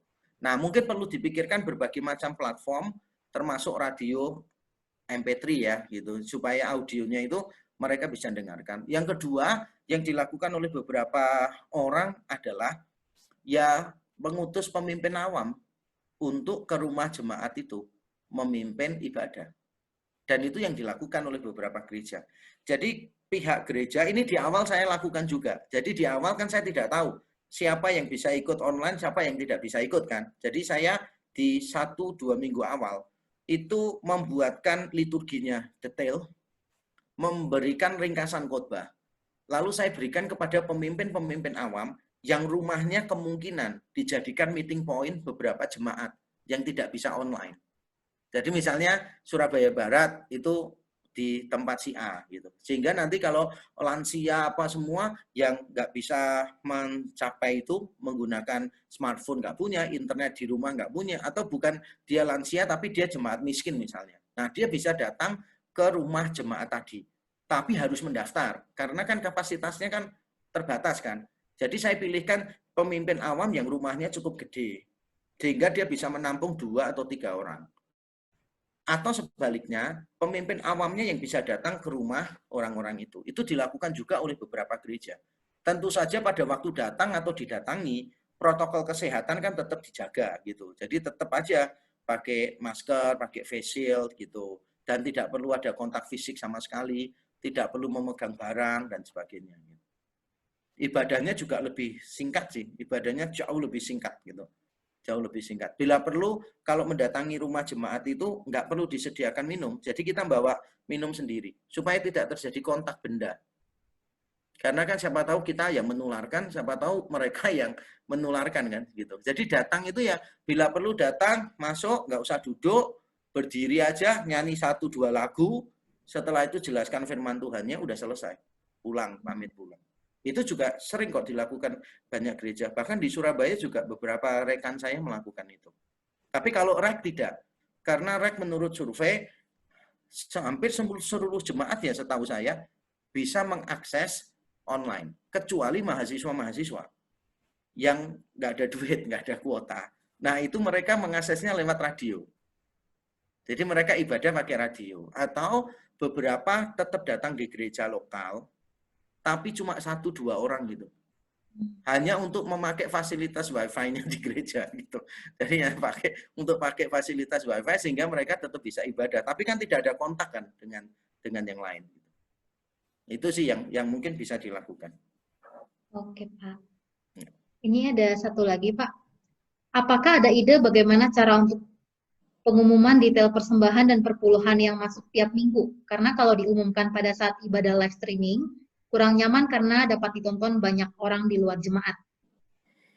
Gini, sebetulnya kalau kita bilang kurang nyaman untuk menyampaikan persembahan selama ibadah, menurut saya ini aspek psikologis saja ya.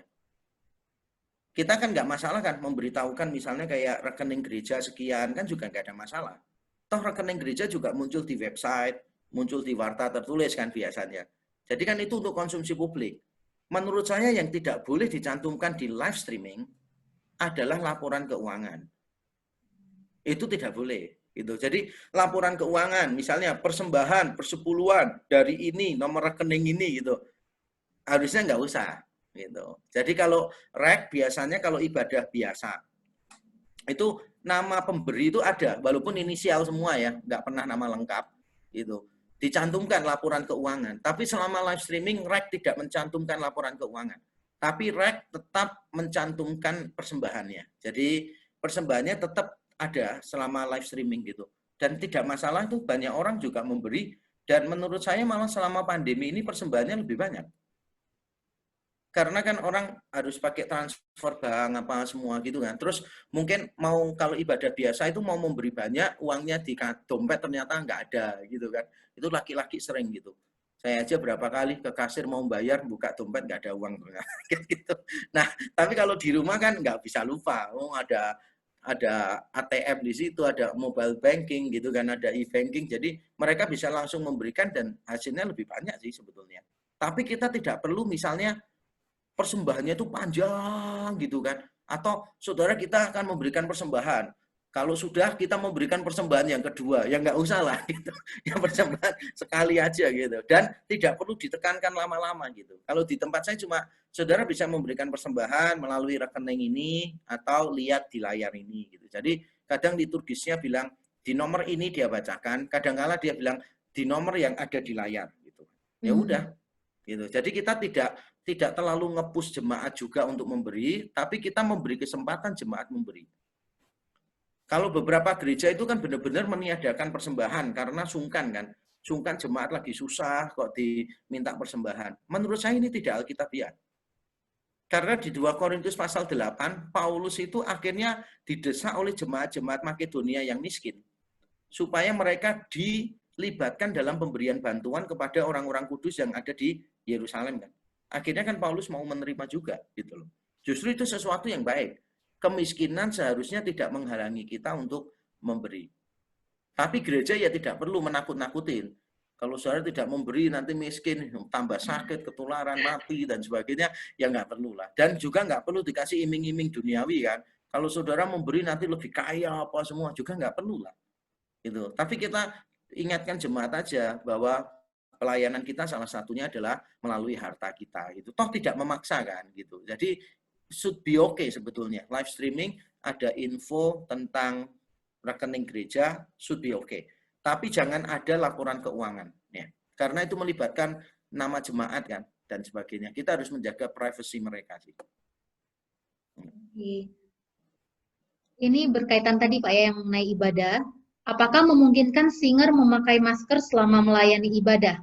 Mengingat semburan droplet lebih jauh yang menyanyi daripada yang berbicara. Apakah jarak 1,5 meter itu udah aman untuk jarak singer kalau nggak pakai masker? Nah, ini problem memang ya. Kalau singer pakai masker, otomatis kualitas audionya sangat jelek ya. Sangat jelek sih. Sudah pernah dicoba, kualitas audionya sangat jelek sekali. Solusinya apa? Menurut saya solusinya begini. Singer itu antar singer, jaraknya harus cukup jauh. Dan tidak boleh ada orang yang di depannya singer, salah satu singer, itu nggak boleh. Jadi kalau di tempat saya kan ngaturnya gini, itu mimbar berarti sekitar, mimbar itu sekitar berapa ya? 5 meter begitu, 5 atau 6 meter. Kami cuma pakai 2 singer. Terus 1 liturgis di tengah. Jadi droplet dari singer tidak mungkin kena ke liturgis kan? Karena kan dia mesti melihatnya ke depan gini kan. Dia melihatnya ke depan begini, liturgisnya agak ke depan, jaraknya 2 meteran, ini 2 meteran. Jadi should be okay, aman sih. Kalau menurut saya aman. Tapi kalau misalnya apakah benar-benar aman? ya tidak bisa dibilang benar-benar aman. Siapa tahu pada waktu ngomong ada droplet terus kena angin AC dan sebagainya kan begitu. Tapi yang paling penting adalah kita menjaga kebersihannya. Jadi kalau di tempat saya itu orang terbiasa kalau habis tampil langsung cuci tangan gitu loh. Terus mau pulang cuci tangan. Diharuskan sih, datang harus pakai hand sanitizer, diwajibkan itu. Yang lupa pakai masker langsung dikasih masker di situ juga gitu. Jadi kalau menurut saya singernya jangan banyak ya. Jangan misalnya gini, ini 3 singer, terus liturgisnya itu membelakangi aman. Jadi selama singernya posisinya itu tidak di belakangnya liturgis atau pengkhotbah, mungkin should be okay. Itu pertimbangan saya setelah berkonsultasi dengan beberapa dokter ya. Oke. Terus ini Pak, bagaimana cara memastikan apakah jemaat mengikuti ibadah dengan benar melalui live streaming?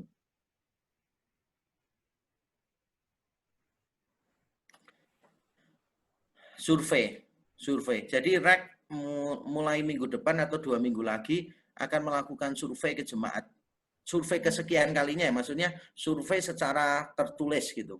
Kalau survei secara lisan kan kita sudah lakukan, karena kalau di tempat kami kan gembala lokalnya harus menelpon jemaatnya sekitar 5 orang tiap hari minimal. Jadi kepingin tahu pertumbuhan rohaninya mereka bagaimana, kepingin tahu bagaimana mereka mengikuti ibadah, ada kesulitan apa dan sebagainya. Itu kita memang harus survei sih, tanya ke jemaat mau tidak mau. Gitu. Karena kita kan nggak bisa berharap jemaat inisiatif sendiri untuk memberitahu kita kan, nggak bisa. Kecuali beberapa yang taruh di story-nya, saya lihat itu pakai baju gereja gitu, pakai baju resmi dengan keluarganya gitu kan, nonton dalam posisi berdiri kayak di gereja sambil nonton TV gitu. Nah itu kan yang niat-niat memberitahu kita. Tapi kan ada juga orang yang niat tapi nggak memberitahu kita gitu. Atau yang memang tidak niat gitu. Yang niat aja nggak kasih tahu, apalagi yang tidak niat kan. Jadi mau tidak mau sebetulnya harus kedekatan dengan jemaat, tanya atau survei langsung secara tertulis. Itu satu-satunya cara menurut saya untuk tahu seberapa besar jemaat itu tertolong dengan ibadah secara live streaming. Ini ada satu pertanyaan yang masuk private ke saya, Pak. Ya. Bagaimana pandangan Pak Yakub tentang relasi dalam sebuah gereja, khususnya di masa pandemi? Yang dimaksud itu relasi jemaat dengan Tuhan dan relasi terhadap sesamanya. Mungkin di masa pandemi ini, kira-kira relasi jemaat dengan Tuhan itu bagaimana dan dengan sesama? Mungkin biasanya bersekutu di gereja, sekarang udah enggak. Nah itu bagaimana menurut Bapak kira-kira?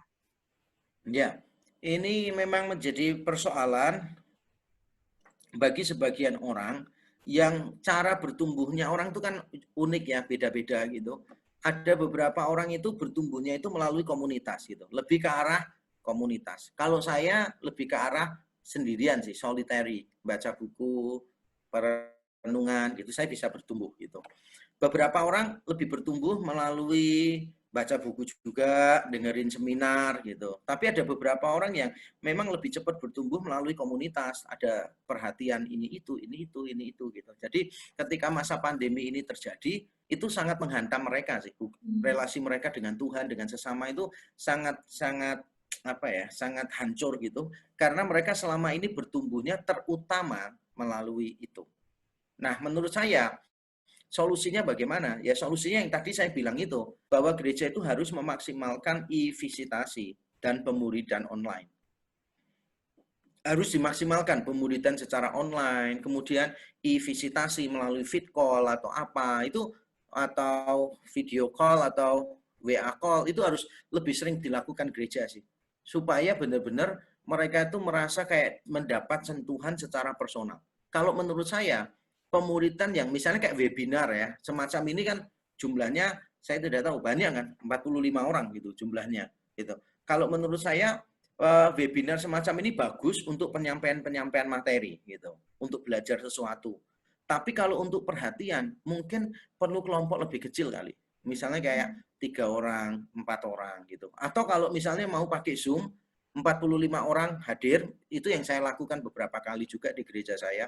Jadi saya menyampaikan materi, setelah itu saya buat mereka kelompok breakout room. Jadi Zoom itu kan ada fiturnya breakout room. Jadi di breakout room-nya itu tiap kelompok ada 4 orang gitu, maksimal 5 orang. Jadi mereka didorong untuk saling sharing, mendoakan satu dengan yang lain gitu. Itu mungkin harus dilakukan terus-menerus, bukan cuma selama masa pandemi ini, tapi nanti setelah memasuki masa new normal, pemuridan harus dilakukan lebih intensional dan secara lebih relevan. Itu poin saya yang saya sempat sebutkan tadi. Bagaimana gereja benar-benar membantu jemaatnya untuk bertumbuh. Nah, kalau di tempat saya sendiri kan sejak dulu sudah ada pemuridan. Tapi saya canangkan pemuridan yang jumlahnya cuma 10 kelompok ini, tahun ini menjadi 30. Yang saya lakukan apa? Saya mengkader pemimpin-pemimpin baru. Jadi sekarang ini saya sedang mengkader sekitar 50 orang. Supaya nanti dari 50 orang itu bisa terbentuk minimal 25 kelompok gitu. Jadi satu jadi ketua, satu jadi wakil. Nanti dalam 2 tahun mereka bisa pecah lagi. Nah, saya sedang menyiapkan bahan-bahannya juga untuk mereka bisa dipakai. Nah, ini akan menolong jemaat-jemaat tertentu yang memang bertumbuhnya melalui komunitas. Gitu. Mereka akan bisa membangun relasi yang baik dengan Tuhan maupun dengan sesama. Nah, di gereja saya juga ada kelompok pemuridan dan doa malam. Jadi seminggu di tiap cabang itu ada 2 kali pemuridan, membahas kitab Mazmur. Gitu. Yang bulan lalu membahas doktrin reform, gitu. Terus ganti kitab Mazmur. Gitu. Jadi mereka bertemu dengan gembalanya sendiri, seminggu 2 kali membahas. Jadi dalam seminggu mereka belajar 2 pasal dari kitab Mazmur. Terus itu. Nah itu mungkin bisa menolong jemaat-jemaat yang memang bertumbuhnya melalui komunitas. Gitu. Ya. Ya, thank you, Pak. Ya. Apakah ada Bapak Ibu yang mau memberikan pertanyaan secara langsung? Kalau ada, saya persilakan untuk 2 orang.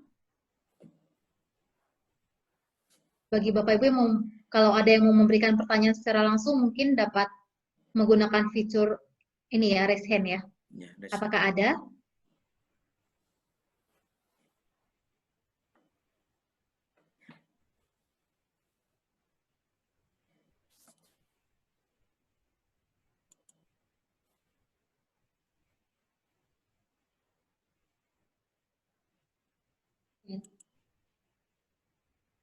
Tidak ada ya. Terima kasih Pak Yakub untuk pemaparannya dan juga untuk Q&A-nya. Saya serahkan ke Pendeta Yani untuk boleh menutup KTB ini.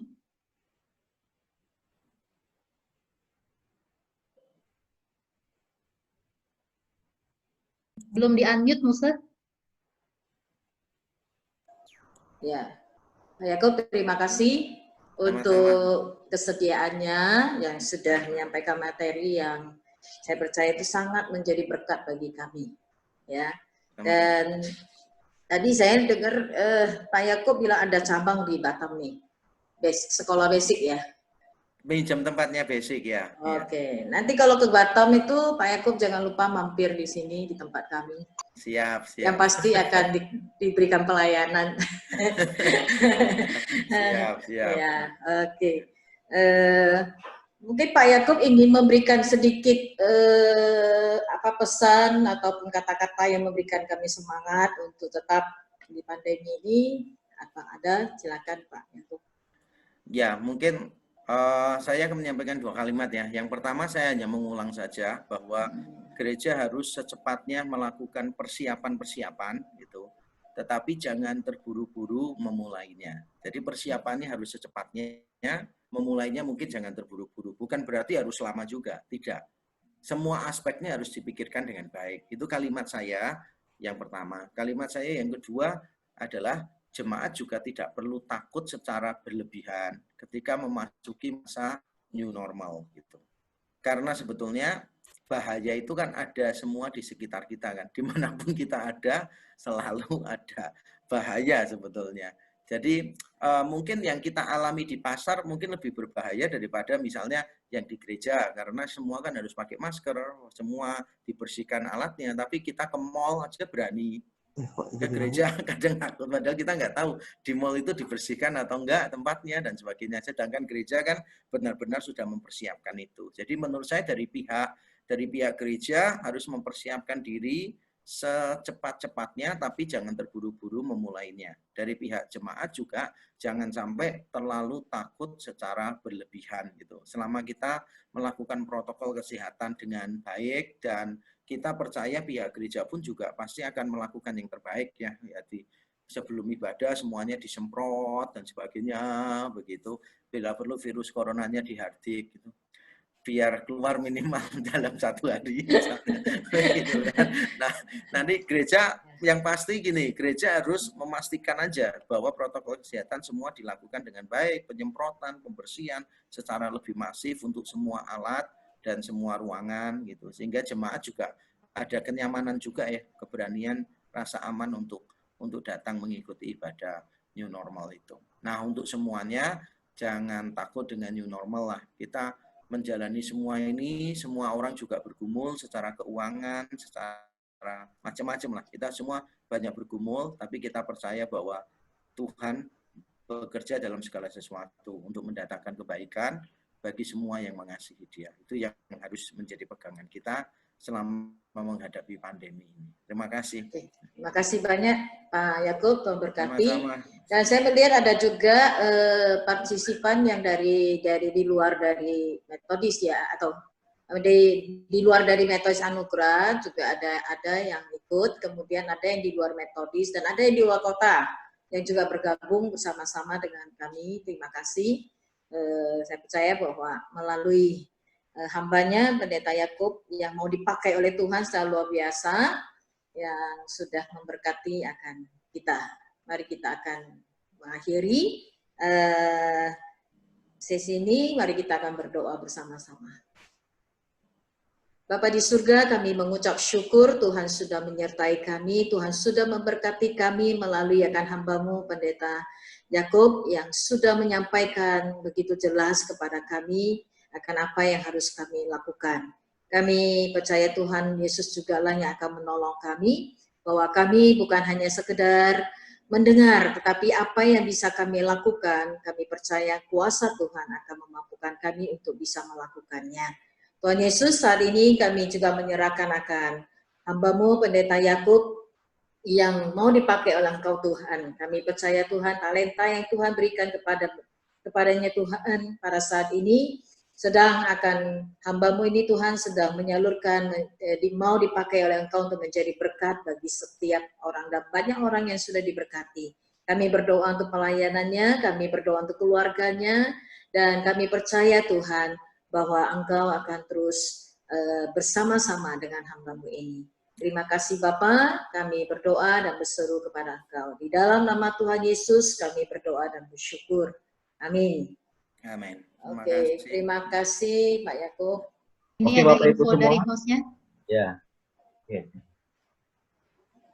Bapak Ibu semua, kita foto bersama dulu ya. Tolong layarnya di-on-kan supaya ada dokumentasinya. Ayo semua.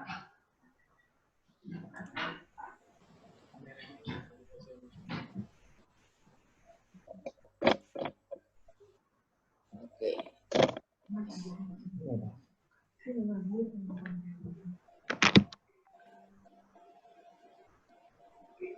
Sudah semua? Nah, Evan bisa Evan?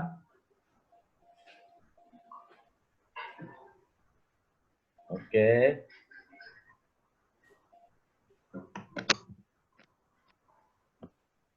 Ya, saya hitung sampai 3. Ini yang pertama ya, karena dia ada 2 layar ya.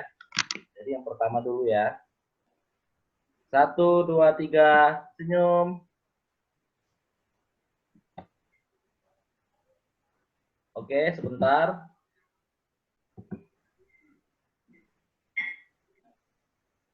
Satu lagi. 1, 2, 3, senyum. Oke. Oke, sebagai ucapan terima kasih kita melambaikan tangan kepada Pak Yakub sebagai ucapan terima kasih. Thank you. Ya, Mohon pamit, Tuhan berkati.